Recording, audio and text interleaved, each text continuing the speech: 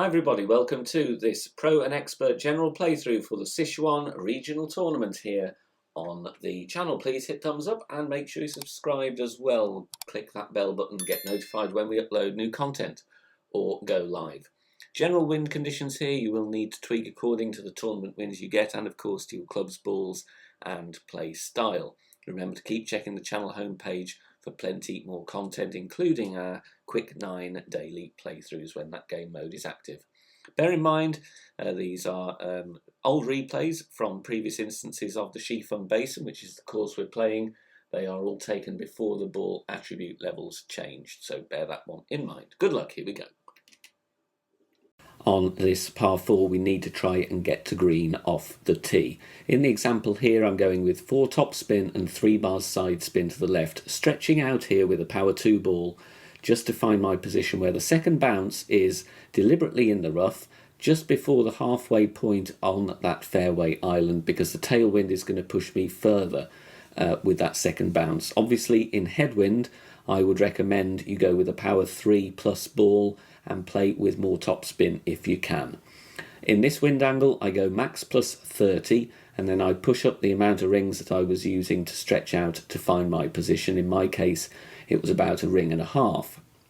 Then I'm going to take my shot. You will always need 3 bars of left spin or maybe 2, in which case if you've only got 2 available you need to play with more left curl. But we want to swing this ball around to the left so the second bounce is on this little patch of fairway, hops over the rough and rolls nicely onto the green or onto the fringe area for a very simple eagle, wedge or putt. With this par 3 I would recommend you go with the Grizzly for ball guide and accuracy. I'm playing with 2 bars of right spin to set up as far away from the water as possible, and in the end with this wind angle a little bit of backspin, half a bar. I find my position with the ball guide 1 green square through the hole because of the slight headwind angle, and then to get the required offset rather than adjust a load of rings I take away a lot of the side spin, so in the end I leave myself with half a bar side spin to the right because that's going to give me the offset that I need. Obviously in tournament scenarios you need to tweak your spin setup, but this gives you an idea of where you want to bounce and what spins you might need. I would always go with the right spin when you are setting up initially. You don't want to really adjust into the water or land too close to the boundary. Max plus 20 is the adjustment here. A very nice flat piece of fairway to bounce on. Obviously your offset will vary depending on your wind angle, but as a general play here we drop that nicely for the hole in 1. On this par 5 I would suggest you play down the right hand side of the water, 4.5 top spin and 3 bars side spin to the left, stretching out a little bit here with the extra mile level 8. Obviously if you've got APOC 5 plus you won't need to go with as much overpower, but I want to push this drive. The alternate thing is of course to play with 6 bars of top spin if you have it. That would reduce the amount of overpower that you need. This will set up a very nice long iron approach for the albatross. Max plus 10 is the adjustment. That's the same that I would make in all wind angles here playing this route. Of course there are more aggressive routes down the left hand side if you want to go full blast. Try and get yourself a lot nearer to the pin if you've got a good tailwind, especially up in expert. Here you can see I'm going with the amount of overpower needed depending on what I couldn't push up because I was stretching out a few rings. Plenty of curl to the left as well. We could maybe go with a bit more curl, but we're still on the fairway. Around 375 yards is going to be absolutely fine. For the second shot I'd play with the Grizzly for ball guide and accuracy. You're going to need around 3.5 to 4 backspin depending on the wind angle that you've got. Here I'm using right spin to offset deliberately to the right of the pin because the wind angle, as you can see, is going to push me to the left. Setting up in between the bunkers, medium distance of club, 20% elevation. This is something we could use drive distance notes for in a tournament scenario. Depending on the wind angle, of course, you could take a token or two, build up some yardage notes, use the slider, help you drop some more shots, but generally mid plus 20 was working nicely here. I'm not adjusting down off the platform, which isn't going to cause me to lose distance, so that's something to factor in as well. You might want to start a little bit further up in tailwind so that you're not pulling yourself off that platform and into the water with your aim. Mid plus 20 here with that offset dropping very nicely. On this par 3, the rough bump is the way forward.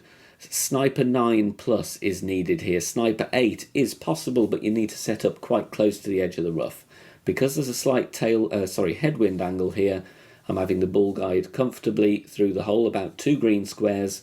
We don't need anything more than a navigator in pro, because we don't need a massive amount of side spin. 1 bar is fine. It's going to be about 4 top spin, and you can see 1 left spin. In expert, of course, a kingmaker is always good to cut the wind angle down, the wind strength down. Mid plus 0, power 1 settings in my case. Obviously, you might need different adjustments in different wind angles, but this shows you the type of shot that you want to play, really, for the hole-in-one. The rough bump, cutting out the second bounce, wind effect, is going to be your best opportunity at the drop. On to the next hole here, and we're going to lay up with the quarterback or the rock. So nice consistent drive. Max plus 10 is going to be the adjustment here. Red ring touching the rough, plus 3 yards with quarterback 9 and 10, plus 7 with QB 7 and 8. We don't need much top spin at all here. Might need to tweak it depending on the wind angle, but you will always need 2 bars or 3 bars side spin to the right. We're going to also play with curl as well. You'll see I use about 0.8 ball curl to the right. Like I said, quarterback or the rock is ideal here because you want accuracy, ball guide and curl. But I favour laying up, as I do here, to the end of that first piece of fairway. Second shot here, we're going to play with a wood club. I would recommend the sniper for ball guide and accuracy. True club distance, 5% elevation would be my general suggestion, and that's what I use in the video. I'm going with a no spin approach here with this tailwind angle. Obviously, if there's headwind in this scenario, you'd need a bit of top spin, set up with a ball guide around a green square to 2 green squares through the hole. You might need to increase your elevation with a level crosswind as well. It's one of those you're going to have to judge for yourself. But as this course is fairly flat, really you're just adding elevation to get rid of any second bounce wind effect. So I'd play probably 10 or 15 in crosswind, but I reckon 5 is good for headwind and tailwind from my initial setups. Slight tweak needed here, we just burn the edge, but that is a very good opportunity in all wind angles for the albatross. If you want to put a small donation in to say thank you for the free content here on the channel, you can do so. PayPal link is in the video description down below. You can also support us by becoming a YouTube channel member or a member on Patreon as well. Don't forget, all the videos here produced for free in my spare time. I'm not sponsored in any way, shape or form, so any donations are gratefully received. Par 4 here, and this is going to be drivable in most wind angles. You want as much top spin as possible, really, and 2 bars side spin to the left. The berserker will help you because it's going to give you a controlled overpower needle speed. Stretching out and finding my position. This fairway down the right-hand side does veer off to the right, so we're going to use the left spin. We're going to use left curl as well. Max plus 20 is the adjustment here. Then once I've done that, even with APOC 4, I'm going to push up not to max. We're going to go a total of 10 yards. Will be less with APOC 5. This is really going to be an excellent chance. Thor's hammer will work. Big topper will work as well. You might need to push up more though. Half a ball of curl to the left. It's a slightly slower needle. It will vary depending on your club distance. But the idea is to bounce in the middle of the fairway and drive down here to the fringe or the green. Chance of getting a hole in one there if you've got the equipment and the top spin for it. Final par 3 now. The rough bump again is the way to play, and there's a lot of rough to aim at here. You can see I'm boxing in the red ring, touching the bunker on the left, the rough line on the right, adding spin because we've got headwind here. I'm going with the ball guide considerably through the hole. Max top spin with sniper level 9. So I'm finding my position first, adding spin. Might need to tweak the aim depending on your wind angle. Would definitely need less top spin in tailwind. Make sure if you've got tailwind you'd have the ball guide slightly short of the cup. But in this wind angle, mid plus 0, power 3 settings, working very nicely indeed. Minor great on either side would be safe, especially as you've got all of the red ring inside the rough on both sides. So for me, the rough bump is going to be the way to go. It's not risky in the slightest. Excellent chance with the flat lay of the land here to get this one in the hole for the hole in one. And that's what we do in this example.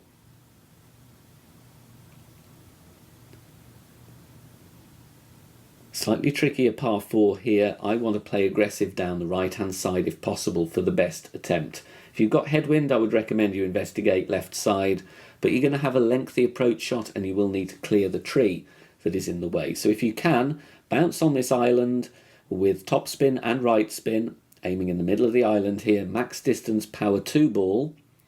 So even with a power 3 ball in slight headwind, you should be okay without needing too much overpower. APOC 5 plus obviously is always an advantage. Max plus 10, going with outer wall curl to the right. And the outcome here, if you've got more tailwind angle, you could get into max distance with your short iron and a power 3 ball.